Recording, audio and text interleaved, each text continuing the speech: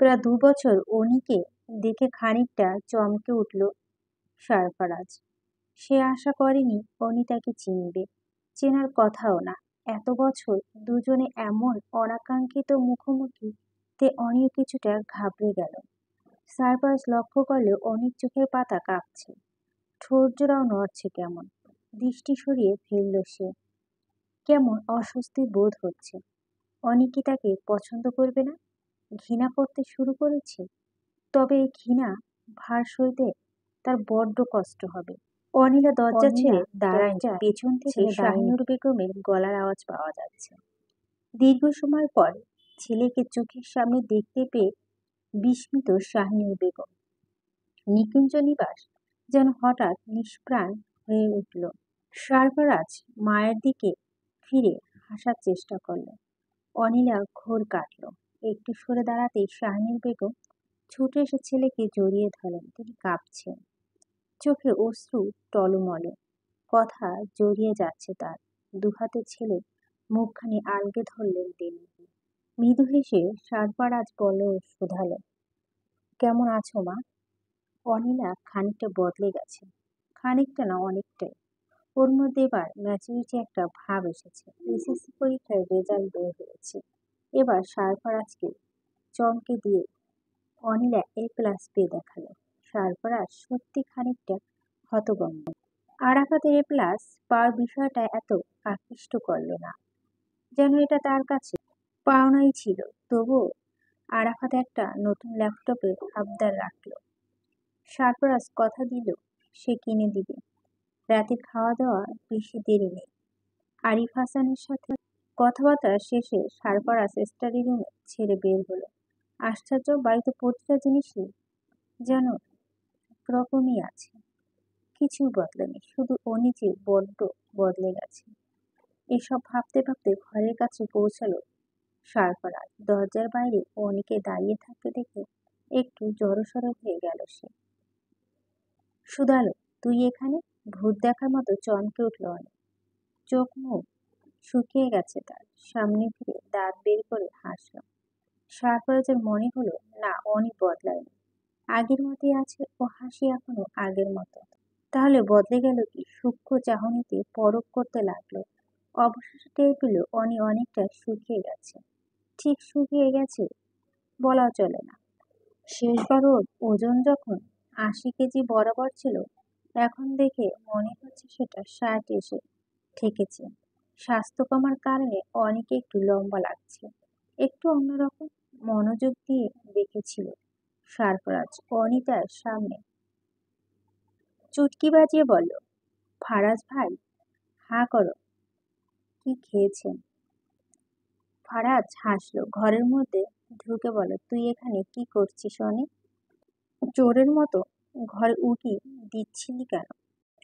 বারে, চোরের মতো উকি দিলাম কোথায়? এতদিন তো এই ঘরে আমার ছিল, আমি ঘুমাতাম। সারফারাজ বিভ্রান্ত হলো, ভাবলো অনি ওর সাথে মজা করছে। কথাটা গুরুত্ব না দিয়ে শুধায়, তুই এত শুকিয়ে গেছিস কেন রে অনি? না, এবার অবাক না হয়ে পারলাম না। ফারাজ ভুরু কুঁচকে ফিরে দেখে অনি হাসছে। ওর হাসিতে কেমন একটা রহস্য আছে। খুব খেয়ালি কথাবার্তা বলছে। আমার যেন, কেন রে? আমি কবে তোকে বললাম তুই খুব মোটা, একটু শুকিয়ে যা? বলেননি, কিন্তু আমার মন হলো আপনি চিকন মেয়েদের পছন্দ করবেন। কেন, আমি তোকে কখনো বলছিলাম এ কথা? অনিলার মুখে হাসি মিলিয়ে গেল। সে মাথা দুলিয়ে বলল, সারফারাজের খাতা কলম নিয়ে কি ভেবে বিছানার উপর আসন পেতে বসল। অনিলা এখনো সেখানে নিশ্চুপ হয়ে দাঁড়িয়ে আছে। সারফারাজ তার দিকে ফিরে তাকায়নি, অথচ অনিলার উপস্থিত তাকে বিচলিত করেছে। আগে কখনো উনি আশেপাশে এভাবে ঘুরঘুর করেনি। আজ একটু বেশি করছে, নাকি সে বেশি ভাবছে? অনেকদিন পর অনিকে দেখতে পেয়ে বোধহয় তার মন বিভ্রান্ত হয়ে গেছে। অনি মলিন কণ্ঠে বলে উঠল, বসলেন কেন ফারাজ ভাই? খেতে আসবেন, আসুন। মামুনি ডাকছি আপনাকে। তুই যা, আমি আসছি। অনি নিশ্চুপ হয়ে বেরিয়ে গেল ঘর ছেড়ে। দরজার কাছে এসে ফিরে তাকালো সারফারাজের দিকে। সে জানে ফারাজ ভাই মোটা মেয়েদের পছন্দ করে না, কারণ জান্নাত আপু মোটেও মোটা না। সে খুব স্মার্ট আর চিকন, উচ্চতা অনেক লম্বা। আর ফারাজ ভাই জান্নাত আপুকে ভালোবাসতো। সে তো আর চাইলেও জান্নাত আপুর হতে পারবে না, কিন্তু সে চেষ্টা করবে। চেষ্টার কারণেই তো এত সময়ের মধ্যে এতখানি শুকিয়ে গেছে, চালচলনের পরিবর্তন এনেছে। আগে সবসময় জিন্স টপ পরে ঘোরাঘুরি করতো, কিন্তু এখন আর এসব সে পরে না। সুন্দর সুন্দর কামিজ, থ্রি পিস পরে, সুন্দর একটা ওড়না গলায় জড়িয়ে রাখে। তার বেশ মনে আছে জান্নাত আপু এমন ভাবে তাদের বাসায় আসতো।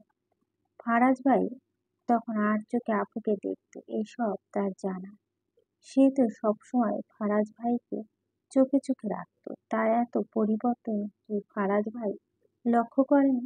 সে যে আজ ফারাজ ভাইয়ের পছন্দের রং আকাশি রঙের একটা ওড়না গায়ে জড়িয়েছে, ভাই তো একবারও ফিরে তাকায়নি। ভাই ভাবছে সে মিথ্যে বলছে, কিন্তু মিথ্যে না। এতদিন এই ঘর তার অধীনে ছিল, খুব যত্ন করে ঘরটা গুছিয়ে রেখেছে। একটা জিনিস এখান থেকে ওখানে করেনি, তাও ফারাজ ভাই কিছু বুঝলো না। এত বোকা তুমি ফারাজ ভাই! খাবার টেবিলে বসতে দেখলো বিরাট আয়োজন, সবাই একসাথে খেতে বসেছে। আরিফ, হাসান, আরাফাত, শাহিনুর বেগম আর সারফরাজ। সারফরাজ খেয়াল করলো অনিলা বসেনি। আগে কখনো এমনটা হয়নি। খাবার টেবিলে সবার আগে অনি বসতো। ওকে খাবার বেড়ে না দেওয়া অবধি কেউ খাবার ছুঁতে অবধি পারত না। সেই মেয়ে আর সবাইকে খাবার বেড়ে দিচ্ছে। সারফরাজ যেন দেখে না দেখার ভান করছে। তৃপ্তি করে খেলো সে। শাহানুর বেগম গ্লাসে পানি ঢেলে দিয়ে বললেন, আরেকটু নাও সারফরাজ। না মা, পেট ভরে গেছে, অনেক খেয়েছি। অনেক খেলি কোথায়? খাবার কেমন হয়েছে? ভালো হয়েছে। অনেকদিন তোমার হাতে রান্না খেয়ে মুখে রুচি ফিরেছে। শাহিনুর বেগম মুখ টিপে হাসল। আরাফাত শব্দ করে হেসে বলল, মা রান্না করেনি, বুড়ি রান্না করেছে। হকচকিয়ে উঠল সারফারাজ। হ্যাঁ করে কিছুক্ষণ তাকিয়ে থাকার পর আশেপাশে চেয়ে দেখলো অনি নেই, রান্নাঘরে গেছে। আরাফাত ভাতের লোকমা তুলে বলল, এখন থেকে বুড়ি রান্না করে, খুব ভালো রান্না করে।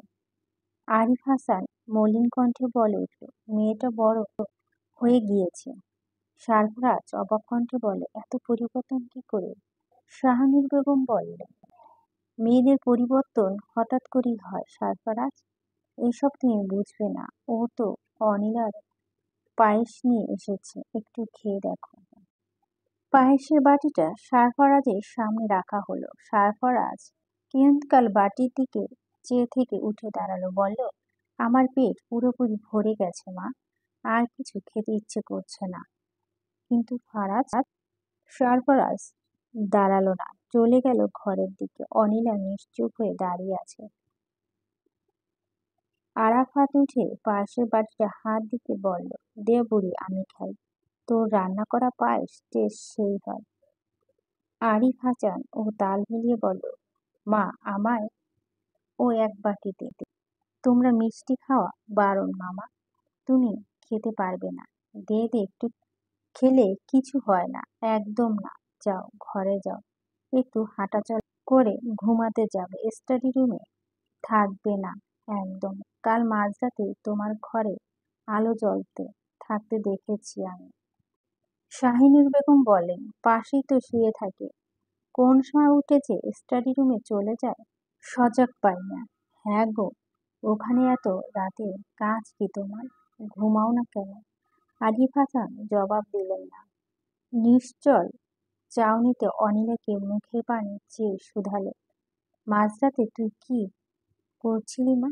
অনিলা জবাব দেয়নি, নিষ্প্রাণ দৃষ্টিতে চেয়ে রইল মামার মুখের দিকে। এই প্রশ্নের জবাব তার কাছে নেই। রাত তখন অনেক। সারফরাজ বিছানায় এদিক থেকে ওদিক ঘুরপাক খাচ্ছে। তার ঘুম আসছে না। এভাবে পায়েসের বাটি থেকে মুখ সরিয়ে ফেলে যেন মোটেও উচিত হয়নি। অনিলার খারাপ লেগেছে নিশ্চয়, কে জানে এমনটা সে কেন করলো, কোন কারণে। বিছানা থেকে এক ধরনের গন্ধ পাওয়া যাচ্ছে, খুব পরিচিত লাগছে। হঠাৎ উঠে বসলো, হাত দিয়ে বিছানায় ছুঁতে দেখলো। চমকে উঠল সে। অনিলা মিথ্যে বলেনি। রাতের পর রাত অনিল এখানে ঘুমিয়েছে, তার অস্তিত্ব মিলছে। কিন্তু আজ রাতে উনি তার ঘরে ঘুমায়নি। সে বোধহয় ওই পাশের ঘরে আছে। ঘর তো অনেক ছিল, তাহলে রাতের পর রাত এই ঘরে অনি থাকার কারণ কি? কেন করছে সে এমন? এমন আহ্লাদি করে পায়েস রেঁধে খাওয়ানো, ঘরোয়া মেয়ে হয়ে ওঠা, নিজের স্বভাব সাজগোজ সব বদলে ফেলা, এসব অনেক কার জন্য করছে? তার জন্য। ব্যাপারটা সহজভাবে নিতে পারছে না সে। যে বিছানা ছেড়ে উঠে দাঁড়ালো, ঘরে খানিকক্ষণ পায়চারি করে বের হয়ে গেল। বাড়ির সব আলো বন্ধ, বাবার স্টাডি রুমে আলো বন্ধ। সারপাড়াচ একা একা ঘরে পায়চারি করছে। কি মনে করে রান্নাঘরের কাছে ঠেকলো সে। আলো জেলে আশপাশ খুঁজে লাগলো। পায়েসের বাটি পাওয়া গেল। একটা চামচ দরকার। চামচে করে খানিকটা মুখে দিয়ে সামনে ফিতে স্তব্ধ হয়ে দাঁড়ায় সারফারাজ। ইতস্তত বোধ করতে লাগলো সে। সামনে অনি দাঁড়ানো, তার হাতে পায়েসের বাটি, মুখে চামচ। অস্বীকার করার সুযোগ নেই। অনি অতি মিষ্টি বলে উঠল, ফারাজ ভাই, কি করছেন? কি করব, দেখিস না পায়েস খাচ্ছি।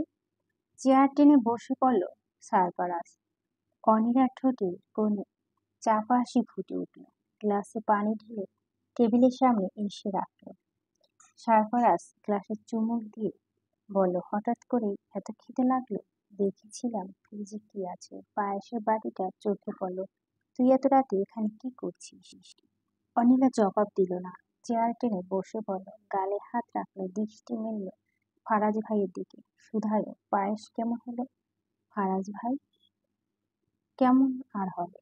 যেমন হয় তেমনই হয়েছে। আমি রাঁধলাম যে।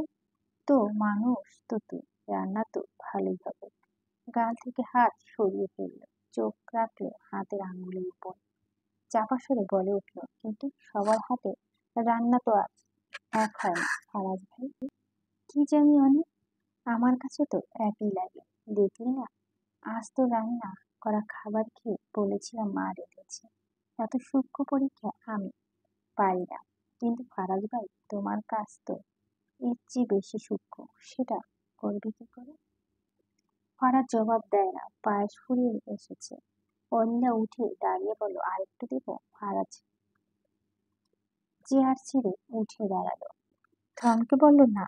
এই যে বললে খিদে পেয়েছে, মিটে গেছে, খেলাম তো, এতটুকুতেই পেট ভরে গেল। ফারাজ ভাই, সারফারাজ আবারও জবাব দেয় না। দুজনের সম্পর্কের মাঝে ভাঙন যেন সে আগেই ধরেছে, তার প্রভাব এখন মিলছে। সারফারাজ উল্টো পথে হাঁটা ধরে। অনিলা চট করে বলে উঠল, আমি না এলে তুমি আরেকটু পায়েস খেতে, তাই না? ফারাজ ভাই, বোধ হয় খেতাম। কতটুকু বলেই ফারাজ বের হয়ে গেল। চেয়ারটাকে শক্ত হাতে ধরে নিশ্চুপ হয়ে গেল। তার চোখের পাতা কাঁপছে, টিপ টিপ করে চোখে পানি গড়িয়ে পড়ল। ফারাজ ভাই ভাবে না বললেও পারত, না হয় মিথ্যে বলে দিত। এত সত্য বলার কি ছিল? ফারাজ কি ইচ্ছে করে তাকে কষ্ট দিচ্ছে? কেন দিচ্ছে এত কষ্ট? কি অপরাধ তার? তুমি মনে রেখো ফারাজ ভাই, আমি তোমার সাথে আর কথা বলবো না, তোমার সাথেও বলবো না। দেখে রেখো তুমি। চোখের পানি মুছে ছুটে চলে গেল ঘরের দিকে। আড়াল হয়ে দাঁড়ালো কেউ। সূক্ষ্ম চোখে পরখ করে যাচ্ছে। আশপাশ কেউ দেখেনি তো আবার। দু পা পিছিয়ে গেল। ফারাজ ভাই আর অনির মধ্যে কি হয়েছে? তার সম্পর্ক ভালো চলছে না, চলার মতো না। যখন তাদের সম্পর্ক গড়িয়েছিল তখন অনিরা বুঝতো না সম্পর্কের মানে। এখন যখন বুঝতে পেরেছে তখন মনে হচ্ছে ফারাজ ভাই পিছিয়ে যাচ্ছে। কি অদ্ভুত কাণ্ড! এই মানুষগুলো এমন কেন? পরদিন সকালবেলা সকাল সকাল হাঁটতে বেরিয়ে গেল সারফারাজ। ফিরতে ফিরতে 8:30 বাজলো। ঘরে ঢুকে ভুরু কুঁচকে গেল। বিছানা গোছানো, গোসল সেরে কোন জামাটা পরবে সেটা ইস্ত্রি করে বিছানার উপর রাখা। এত কিছু কে করেছে মা? না, মনে হচ্ছে অনিলা। একটা চিরকুট রয়েছে পাশে। সারফারাজ সেটা তুলে নিল। স্পষ্ট হাতের লেখা, চেনা চেনা লাগছে। অনি লিখেছে, ফারাজ ভাই, জলদি নিচে চলে আসুন। আপনার জন্য গরম গরম পরোটার সাথে হাঁসের মাংস রান্না করছি। ভালো করে গোসল সেরে আসবেন। আর হ্যাঁ, আজ শেভ করবেন। পুরো মুখ আপনার গোছা গোছা দাড়িতে ভরে গেছে। বিচ্ছিরি লাগছে। আপনি তো সুদর্শন ফারাজ ভাই। তাহলে চলাফেরা এমন বিচ্ছিরি কেন? আগে তো এমন ছিল না। বড্ড বদলে গেছে। সারফারাজ চিরকুটটা পকেটে ঢুকিয়ে ফেলল। ধীর স্বরে বলল, আমি বদলাইনি অনেক, তুই বদলে গেছিস। জামা কাপড় হাতে নিয়ে চলে গেল বাথরুমের দিকে। এদিকে অনিলা আজ মহাব্যস্ত। তার কাজকর্ম যেন শেষ হচ্ছে না। এত ভোর উঠে মেয়েটা কত কাজ করে ফেলল। বিস্মিত হয়ে চেয়ে আছে আরিফ হাসান। এক হাতে সব কাজ সামলে নিচ্ছে মেয়েটা। তার ছোট মেয়েটা বড় হয়ে গেছে। সারফারাজ ফ্রেশ হয়ে নিচে নামল। দুটো চায়ের কাপে রেখে দিল সিঁদুর। সারফারাজ চায়ের কাপে চুমুক দিল। আরিফ হাসান চায়ের কাপে চুমুক দিয়ে বলল, মা, চাটা খুব ভালো হয়েছে। সারফারাজ কপাল কুঁচকাল। চায়ের কাপের দিকে তাকিয়ে চুমুক দিল। না, এই চা তো অনিলা বানায়নি। কেমন সন্দেহ হচ্ছিল। অনিলা হেসে জবাব দেয়, আমি চা বানাইনি মামা। সারফারাজের মুখের উপর থেকে বিচলিত ভাবটা চলে গেল। ঠোঁটের কোণায় বোধহয় হাসির চিহ্ন দেখা গেল। সত্যি কি তাই? আরাফাত এসে হাজির হলো। শাহিনুর বেগমও হাতে হাত কাজ করতে লাগলেন অনিলার সাথে। সকালবেলা তিনি গিয়েছিলেন গাছে পানি দিতে। ছাদে একপাশে হঠাৎ করে বাগান করার শখ উঠেছে তার। এই শখে কতদিন থাকে সেটা দেখার বিষয়। অনিলার হাতে রান্না খেয়ে সকলে প্রশংসা করছে। একমাত্র সারফারাজ নিশ্চুপ খেয়ে যাচ্ছে। অনিলার উৎসুকাখি দুটো খুব অস্থির হয়ে উঠল। সারফারাজ তার মুখের দিকে ফিরে তাকায়নি অবধি। হঠাৎ আরাফাত বলে উঠল, ভাইয়া, আজ তোমায় দেখতে খুব ফ্রেশ লাগছে। মনে হচ্ছে বয়স কমে গেছে। শাহিনুর বেগম অস্বস্তি হয়ে উঠলেন। বলছেন, এ কি কথা? ওর বয়স কি বেশি ছিল? কবে? খুব সংস্কারী তার মত। ছেলের মাথায় হাত বুলিয়ে দিচ্ছিলেন। অনেক চোখে এতক্ষণ বলল, সত্যি তো তাই। ফারাজ ভাই দাড়ি কামিয়েছে। তাকে তখন ঠিক আগে ফারাজ ভাইয়ের মতো লাগছে। শুধু মুখটা আগের চেয়ে গম্ভীর, সাথে চোখ দুটো। না হলে সব ঠিক আছে। হঠাৎ কলিং বেল বেজে উঠল। কেউ এলো নাকি? শুধু দরজা খুলল। ফরহাদকে দেখা গেল। সারফারাজ খাবার ছেড়ে উঠে গেল। জড়িয়ে ধরল ফরহাদকে।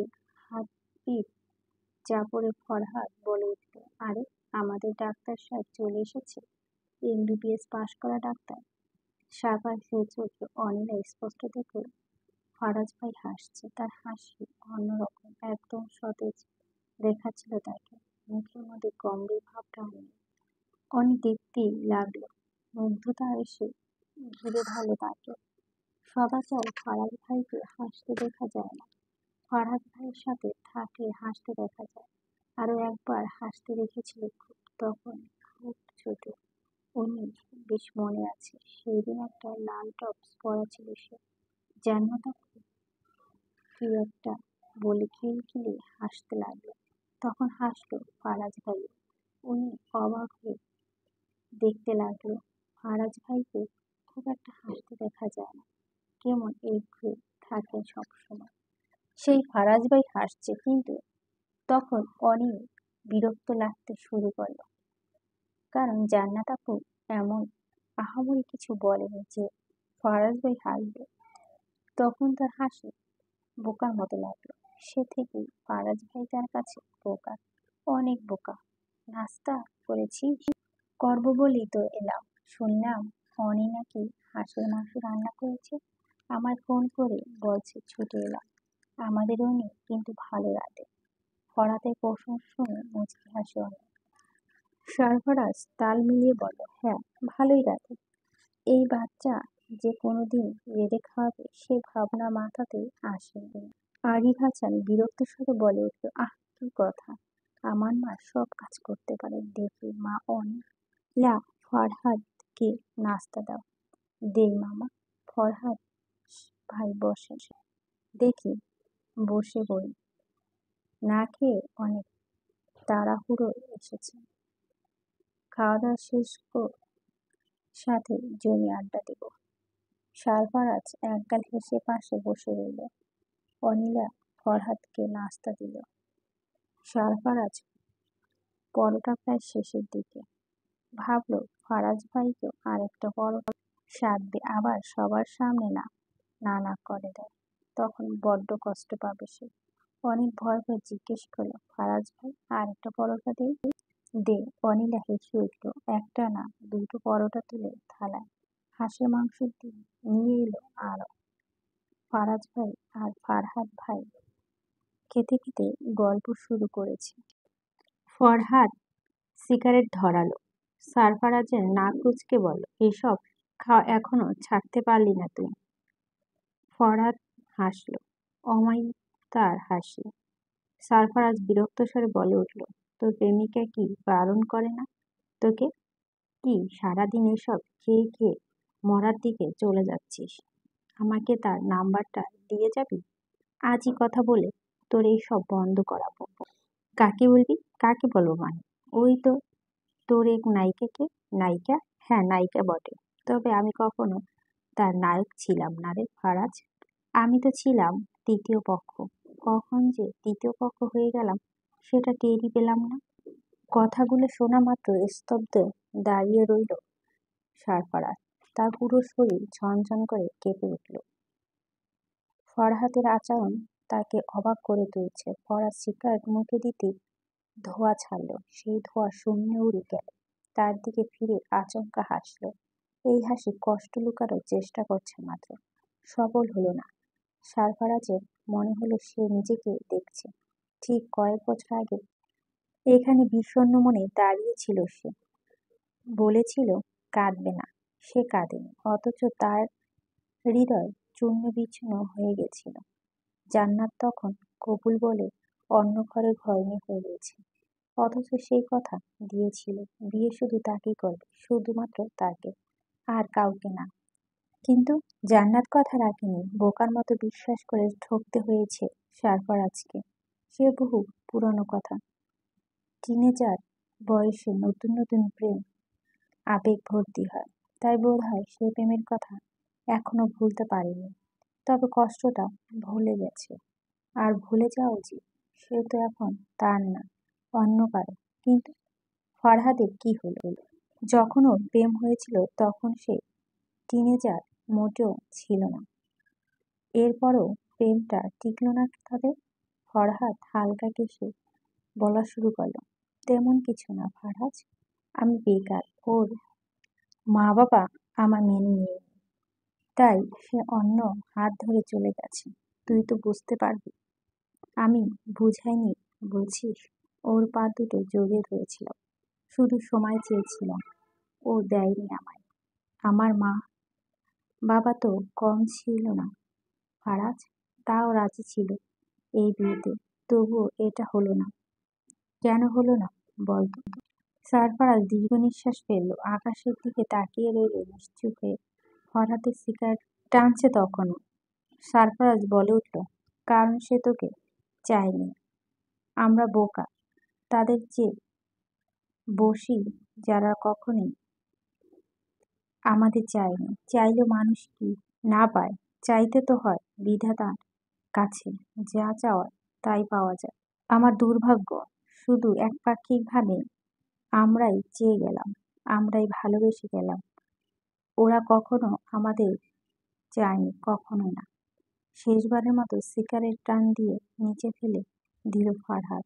হেসে উঠে বলল, আমি তোমায় চেয়েও পাইনি, আর তুমি আমায় পেলেও চাইলে না।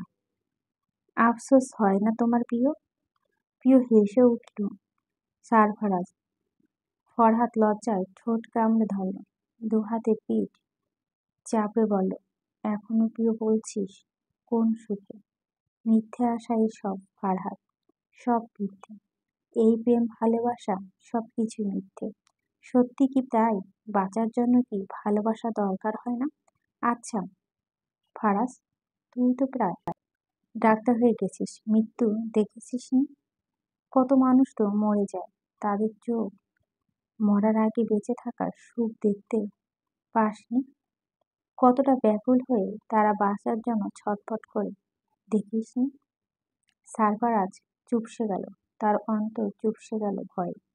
ভালোবাসা? হায়, সেটা বড় করুণ কথা। সুখী থেকেও ভালোবাসা নাম নেয় না। এই তো কয়েকদিন আগে কি ছটফট করেছে, মারা গেছে লোকটা। মরার আগেই একটা মানুষকে দেখার জন্য কেবল ছটফট করছিল। মৃত্যুর পথযাত্রীকে পানি খাওয়াতে হয়, আল্লাহর নাম নেওয়াতে হয়, অথচ সে তার প্রিয়তমার নাম নিতে ব্যস্ত। পাশে দাঁড়ানো ছেলেটা কেঁদে চলছে, শার্টের মধ্যে চোখে জল মুছে আবারও কাঁদতে কাঁদতে বলল, শালা মরার আগেও এই মাইয়ার নাম নিতে হয় তোর। ও কখনো ভালোবেসেছিল তোকে? ভালোবাসলে কি তোকে ছাইড়া চলে যাইতো? 6 বছরের সংসার তবু। এই 6 বছরে যে মা তোরে ভালোবাসতে পারে নাই, আজ কেমনে ভালোবাসবো? ফারাজ অবাক হয়ে তাকিয়ে রইল লোকটার মুখের দিকে। তার দলের সবাই সে চেষ্টা চালিয়ে যাচ্ছে, যতটুকু সম্ভব বিষ শরীরের ভিতর থেকে বের করা গেছে, তবু লোকটা বাঁচবে না। তার 6 বছরের সংসার ভেঙে সে অন্যজনের হাত ধরে চলে গেছে। 6 বছরের ভালোবাসা নিমিষে ধূলিসাৎ।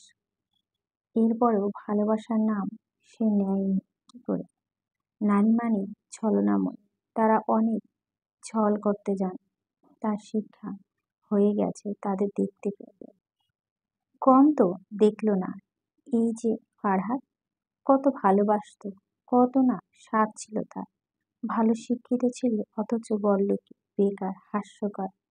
তার মা বাবা যা আছে তা দিয়ে তাদের আরামে কয়েক বছর চলে যেত, কিন্তু সে তো চাইল না। চাইলে কি আর পেত না? কি অভাগী তারা! এই ভালোবাসার স্বাদ কিনা খুঁজতে গেছে অন্য পুরুষের মনে। সত্যি কি পাবে? হাত কাঁপবে না তাতে, মন কাঁদবে না। শরীরের স্বাদ কি সব? মনের স্বাদ বলে কিছু কি নেই? মনের কি দাম নেই? এই যে হৃৎপিণ্ডে প্রতিটা ধ্বনি মিনিটে মিনিটে তার নাম উচ্চারণ করে, এই বা করবে কয়জন? ফারহাদ বোধহয় কাঁদছে। ছেলেদের কাঁদলে বিশ্রী লাগে, কিন্তু ফারহাদকে দেখে মায়া হচ্ছে সারফারাজের। ও কান্না মেয়েদের মতো ঠোঁট চেপে আছে, কান্না ধরে রাখতে পারছে না, কেঁদে দিল। সারফারাজ তার পিঠে হাত বুলালো, বলল, ফারহাদ, সত্যি ভালোবাসা কখনো মিথ্যে হয় না।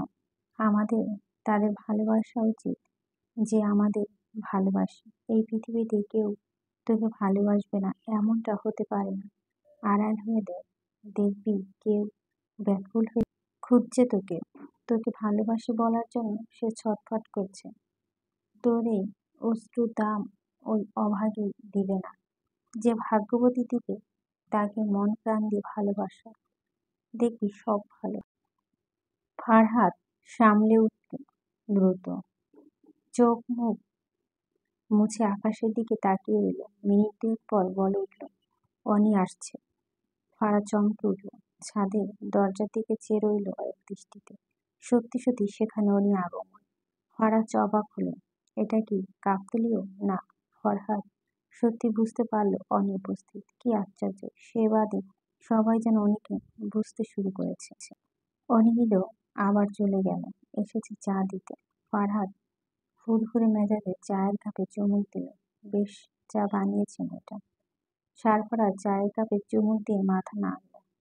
ফারহাদ বলে উঠল, কি ভাবছিস এত? আর শহরে ফিরছিস কবে? এই তো কিছুদিন। তা অনেকে নিয়ে যাচ্ছিস তো? অনি?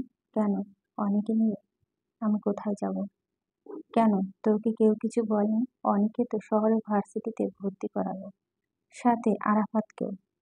সারফারাজ ভুরু কুঁচকে বলে, চায়ের কাপ নামিয়ে রেখে বলে, অনেকে ভার্সিটিতেও পড়াবে?